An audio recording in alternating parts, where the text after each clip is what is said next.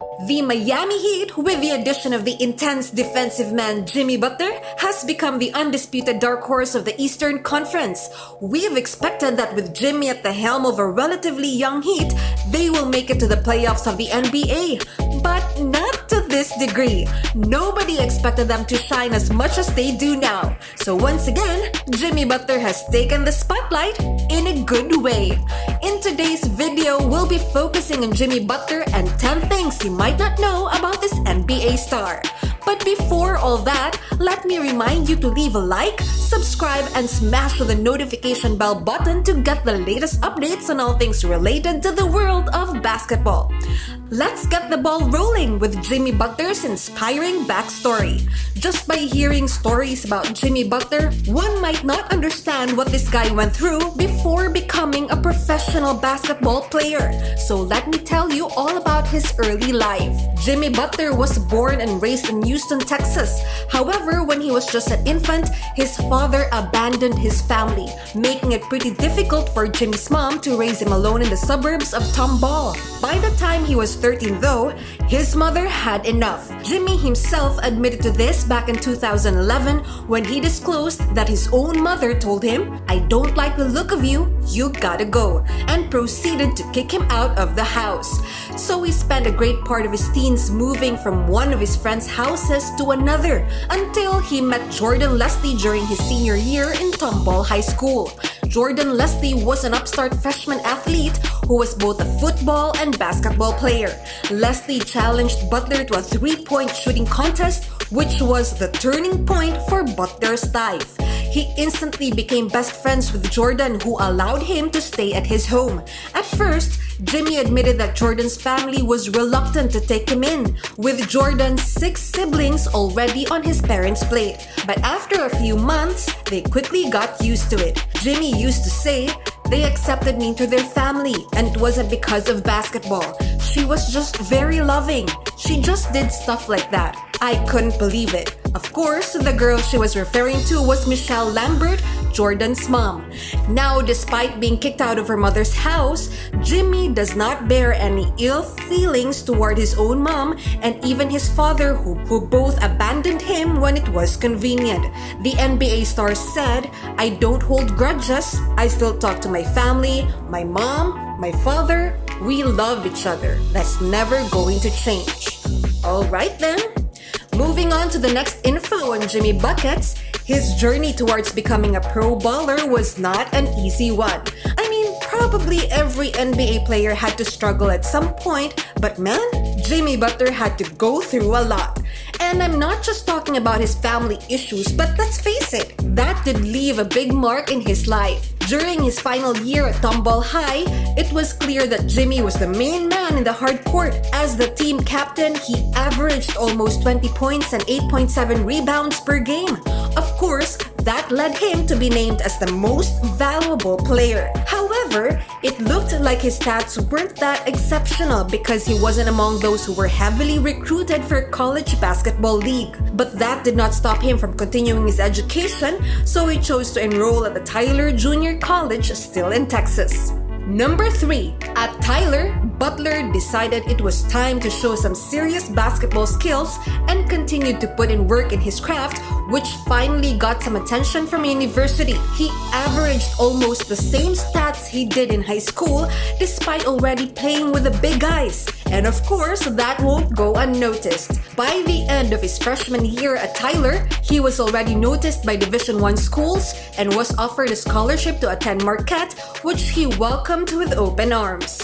This proved to be a very lucrative decision for Marquette since Butler worked hard for his team. However, he only got into the starting lineup after his sophomore year in the university and clocked in 14.7 points and 6.4 rebounds per game, which earned him the All-Big East honorable mention. But that's not all. His season was also highlighted by the 2 amazing shots while fighting UConn and St. John's, which contributed to the points and to the morale of Marquette, who finished at an incredible 11-7 in the Big East. This run also helped the school earn its 5th consecutive NCAA tournament appearance, and by the time he was a senior at Marquette, he chipped in over 15 points per game and earned his 2nd straight All-Big East Honorable Award. At number 4, Jimmy Butler got drafted last in the 2011 NBA draft pick by the Chicago Bulls. Because Chicago placed first during the previous season, they got the last pick for the 2011 draft and chose Jimmy Butler.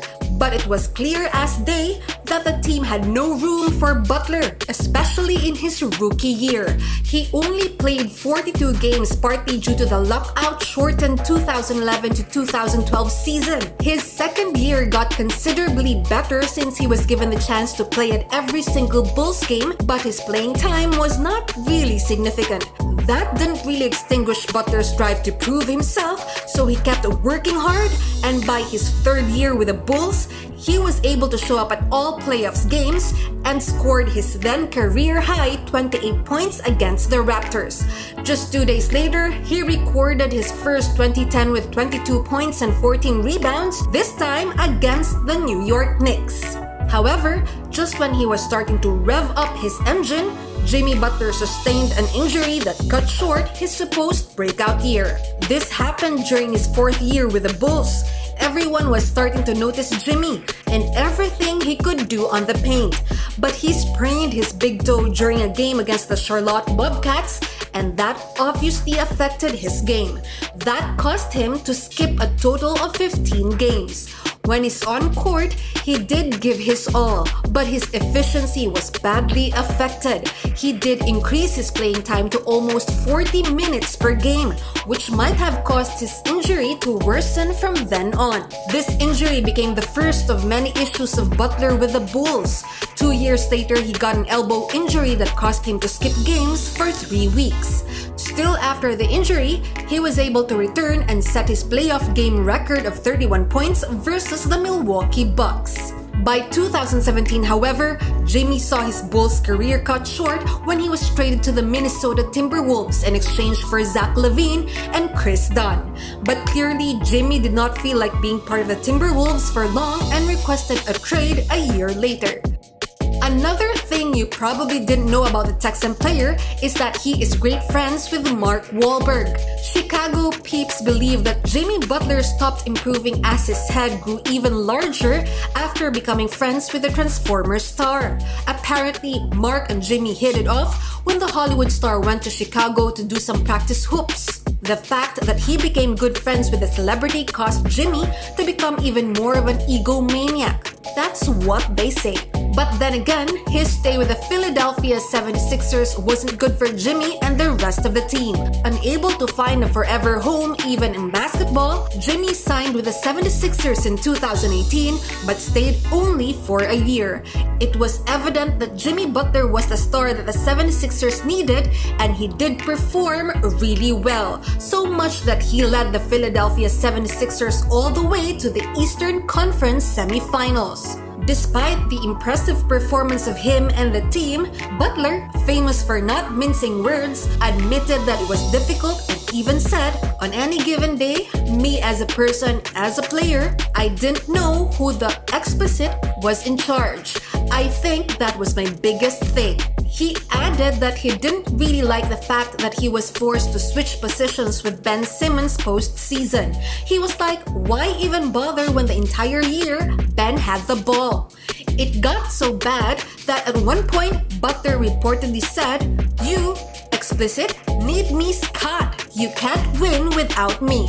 Despite his bad attitude towards the Sixers, the team decided to offer him a maxed-out contract to keep him there. The 5-time NBA All-Star was reportedly offered a 5-year, $190 million max contract. That's his best offer to date. But Jimmy Buckets declined the higher pay in favor of a better team for him. Miami only offered him a deal of $141 million for 4 years, but it was an offer that he could not refuse, since he practically replaced Dwayne Wade as the face of the Heat in comparison to sharing the spotlight with other top players in Philadelphia. Moving on to something that's not really related to playing ball, Did you know that he is so deep into country music and lifestyle? Yes, this alpha male has a soft spot for country music. He listens to Brad Paisley, Garth Brooks, and even the one and only Taylor Swift. He absolutely adores the genre and even got featured in a country song by Light It Up by Luke Bryan. He also has an appreciation for country lifestyle hemp. And finally, in number 10, you probably didn't know about the fact that Jimmy Butler is also a budding barista. In fact, you could say that his mini coffee shop inside the NBA bubble is a steaming success. According to ESPN, apparently, coffee is a scarce commodity that Butler made use of a French press he brought inside to make coffee for anyone who can cough up $20 in cash. The price per cup is the same regardless of size, so you might as well get the venti, right? By the way, Butler's coffee shop is named Big Face Coffee, just so you know. That's about everything you probably didn't know about Jimmy Butler. Please be sure to thumbs up if you liked it, subscribe if you loved it for more awesome content from our channel. Leave a comment down below for what you think our next video should be. Till next time, peace!